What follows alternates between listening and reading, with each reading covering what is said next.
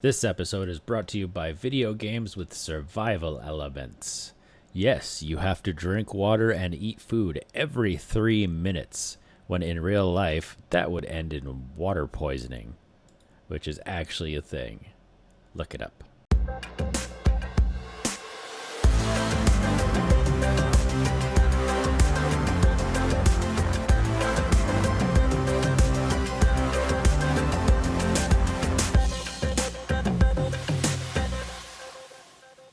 Hello Villanovians, my name is Rob and welcome to another video. Today we're going to take a kind of little break from the tutorial series to talk about the latest and greatest update from Dual Universe devs. So I'm going to start off this video right away and talk about the new voxel tools that they added, because we all know that's really why you came to see this video. And then we're going to talk about some of the patch notes and wrap up the video after that. So let's get right into it. The devs have added a couple new tools. Most of them are alt functions of tools we already had, but there is some really cool stuff we can do with them. So let's start off by talking about the sphere tool, or not the sphere tool, but the cone tool. We already had a sphere tool. So if you hit E, you can cycle through. Now, it used to be this was the last shape before it cycled back. Boop, boop, boop. Let's get closer. Before it cycled back to square. And now, if I hit E one more time, we get this cone, which is interesting. So what can we do with this? Well, in its small form, we can click it, and it makes a little pyramid thingy there, which is interesting because we might be able to fill in corners and such with these tiny little pyramids. If you click and drag, you get kind of like a tall shape that tapers off as it goes up, which is kind of cool. And if we scroll out and do the same thing, we actually, oh no, not really, we don't get a cone shape. Maybe it was too much scrolling up. What if I go here? Yeah, it doesn't really like that. So as with the other tools, let's get bigger and try this again. Huh? Nope. Well, anyway, you got to play around with it. It's a new tool. It's interesting. You can do some things with it. But if you try to like zoom it all the way out and place it, so we're going to make this as big as possible. I'm going to place it right here. It makes this like flat Play-Doh looking thing, which could be interesting because you could cut out a shape or something here. Let's see. If I use my select tool here, like what if I cut this out? Now I have a half or 3/4 voxel shape that I can use for some of my constructs where I don't need like a full block. So is that cool? Yeah, that's pretty cool. Alright, so it's mostly what I said before in my other videos. You just got to experiment it and see what happens. Like if you try to do the small one, it just makes a bleh shape if you don't drag it out. And as always, you can use the shift key and the arrow keys to make the point go up and down, right? And like with this, you could maybe cut the top off of it. We'll just go ahead and select this with the selection tool, hit delete, and now we have a cone with a flat top and this little pyramid thingy on top of it. Bye-bye pyramid thingy. There we go. All right. So it was kind of like what the sphere tool did, but now we have more of a cone, which is cool because you could use this as like the thruster nozzle at the end of a thruster. If I use the circle tool to cut out, so let's open the circle tool. Yeah, if I use this to kind of cut out here. Yeah, it doesn't line up exactly with this one, but you get the point. You get the point. It's something to do. So let's talk about what else they added. We now have an alt function to the line area smooth tool. So I've already got a cube here set up with handles for smoothing. So we're going to go ahead and select this whole area here.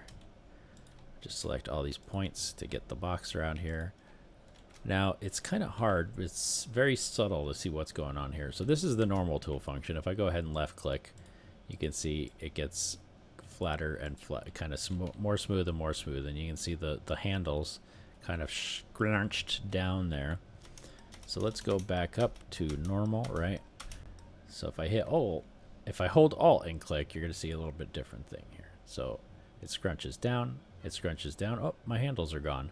Scrunches down, and actually starts to get smaller and smaller as you make it small. I mean, as you click on it, till we get this really cool kind of shape here, which if you ever played Empyrean, kind of looks like the loot boxes that you find in that game when you raid POIs. So that is something that you could definitely use as like a vase or something else. So yeah, just different things you can play with that tool. And as you saw, it automatically got rid of the handles that I was using, so I don't have to go back and delete those. So very cool.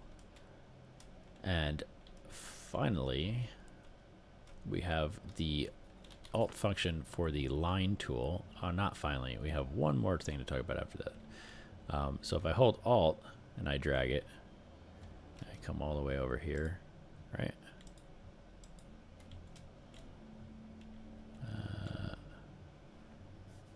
I click, and you can see it cut a hole all the way through here with the line tool. So what can we do with that? Lots of things. So like if I click this corner and I came over to this corner, now I have a hole going up that way, which you could use to maybe make a corridor. If you just punched a blunch, like let's say that this is a big block here that are all connected. If I wanted to make a corridor that I can walk through, then I can hold Control and spin this up. Yep, make it big. I'll click here, and we'll come around to the other side. Click here, and now I cut this whole thing out where I can go in between. So if I had voxel, if this was a bigger cutout, you can see we could make an inclined hallway that way. So very cool, lots of potential. Now here's my favorite one. I'm going to use this square here. This is by far the coolest thing that I think they added. They added a negative paste function. So if you make up your own shape, let's go ahead and create a rectangle here. And you can do this with any shape you cut out. So I'm going to lift this up. I'm going to use the selection tool to cut out some voxels here. And we'll select the whole area. Control X, get rid of that. Oh, I still have this here, so we'll get rid of that too. So bring that back. So now I have like this window tool, right? So if I inset this and I hold Alt, you can see it turns that yellow color, and I click. Look what it did there. So now we have a negative space tool that we can use to cut patterns into other things, and we can do that with any tool, any kind of shape that we make. You could make like an L shape, like let's say you wanted to do letters or something, right? And you just wanted to cut out where the letter's supposed to go. So we'll say this is an L, right? Actually, let me do this more refined. I'm gonna go up here and I'm gonna grab, let's grab the T, or better yet, let's grab the K. So we're gonna grab this K here. I'll just Control C to copy it. Come down here, fill that back in. Right, we're just gonna rotate it so that it's horizontal. And if I page down here and click, look at that. So your ship names can get a whole lot better. Now if I put like luminescent glass or maybe some blue steel behind that, or even some yellow, let's try some yellow here, right?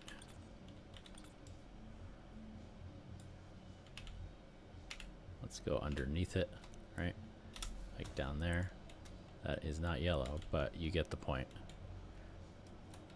We now have an inset letter cut out.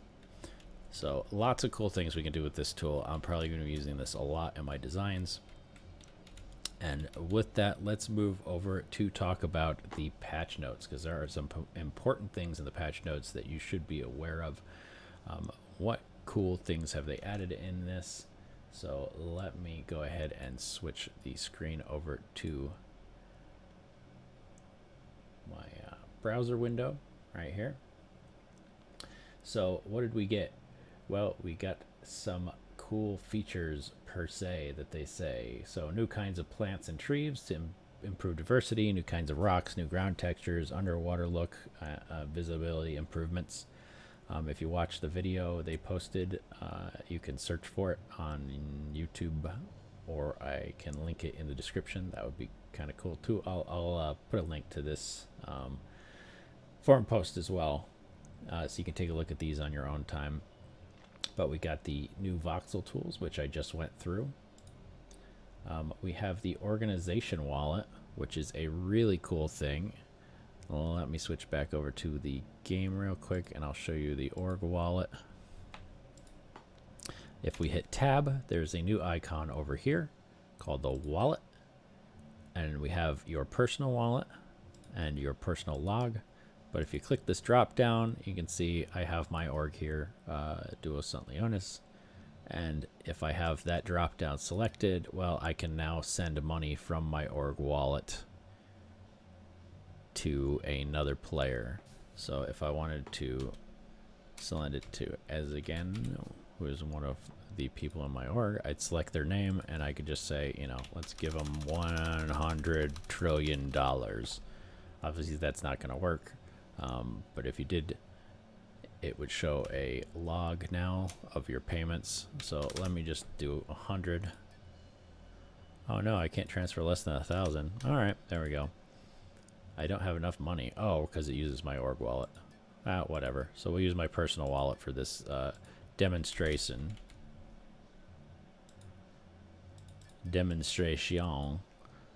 Let's see. 1,000. Transfer. Yeah, sure. And then in my log here, it says that I did a money transfer for 1,000 to Ezekin. So if you did that with your org wallet, there obviously has to be money in your org wallet to use it. You would get those notifications. Same thing with people buying stuff out of your dispensers. That'll go to your org wallet now. It just makes things a lot easier. If you have like a joint mining op or something, you can now do distributions. So really cool stuff there. Let's go back to here. We've got new package function, which you can select a bunch of stuff and right click on it, which will give you the option to select to package it. So if we come back in here, let me get a build mode first, right? I'll open up my inventory here. Let's say I selected all this stuff, and I'm just selecting multiple things by holding control. But let's say I wanted to select all this, right? If I right click, I can now pack these items, which I can then name the package Voxels. Okay. So then it packages it, and you have a nice little package here called Voxels. This will be for the new mission system. So you would pack stuff up, trade it to another player, and then they would transport it to wherever you want for the mission system. It's not out yet, so we're going to have to wait to see exactly how that. But then once you get it back on the other side, you click unpack items, boop, all of them are back in your inventory. So let's move on with the patch notes. We have new metal canopies. We don't have challenges. Apparently it broke something, so they have nixed that for now. We have metal canopies, which are just the same as the glass canopies or regular canopies. They're just, they have steel on them, or metal, not steel, but they have metal on them instead of glass. So it's the same exact thing, just with metal. So if you want to like slap a bunch of metal canopies, you got that. So what improvements have we gotten? Well, we've got a bunch of good improvements here. You can read through this on your own. They changed the way market filtering works. They added a confirmation dialog where you're closing the Lua editor. The lighting revamp. The game should be brighter and less gray, but it also dimmed out how bright luminescent glass is, so it's no longer blindingly bright. It just looks like a white cube that puts out some illumination. And regular lights now function like regular lights, so large lights now put out a ton of luminescence, and I had to go through my showroom and turn them all down because it was just blindingly bright with all these large lights that I had over there, that before I had to put a ton of them in order to see things. Now I can just put a few of them and even turn down the intensity, and it's not blinding. So take a look at that, play with them. You may have noticed that some of your areas that were previously lit with luminescent glass are not as bright. That is part of the lighting and graphics update. Market 6 and 7 now have more landing pads, and they're running a script that ships get auto redistributed if they sit there too long, so it pulls them away from the central landing pad and puts them on one of those exterior landing pads. Does it get rid of the clutter? No, but it moves it out of the way so that the getting to the market does not involve walking around 20 signs and 30 ships. Oh yeah, this one is cool too. Chat. We can now ignore players, meaning you can just remove them if somebody's trolling chat or whatever. Right click on them, get rid of them. You never have to see their messages again. So kind of a blacklist functionality if you've played other MMOs or something like that. Some balancing changes. They added the X key to toggle the jetpack on and off while in deep space. We now have RDMS for constructs that use artificial gravity. So that could be ships and space cores. All advanced parts now correctly require appropriate advanced industry to place. So basic industry can no longer produce advanced pipes or exotic optics. So you may notice that some of your lines have stopped if you were using basic industry units to produce advanced industry units. You may have to actually go out and find some advanced units to make these higher tier industry parts. Destroying a core unit in a crash now kills all passengers. So in an earlier video I said if it looks like you're about to crash, get out of your seat. Well, it looks like the game will now kill everyone in the ship if you crash. So be aware.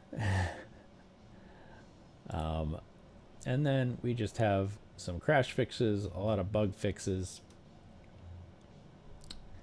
and that is the patch notes. Now what's still to come? Well, still to come, they are going to be adding the mission system, as I said, and they will also be adding a better docking feature for parenting smaller ships to larger ships. So basically they're just extending the gravity or physics grid radius around your larger construct. So smaller ships, you don't have to, slam them into the surface of your ship in order to get them to stick. If you watch the video, they have a small demonstration on that. It looks pretty cool, so it'll give enhanced functionality to like carrier ships and things like that too. So as soon as that ship flies within the physics grid, it no longer is floating on its own. It's now part of the gravity field of the parent ship. So that also means that you'll be able to like hover just off the deck, have your parent ship do a warp jump, and then immediately depart again. Lots and lots of interesting applications for that. However, that's not in this patch. We're going to be getting that in a secondary patch. So I will do another video on that once it comes out. Otherwise, I will paste these links in the description, as I said before. I hope you enjoyed this video. If you like what I do, go ahead and smash that like button, hit the subscribe button, hit the notification button so you'll never miss a video, and I will see you in space. Stay safe out there.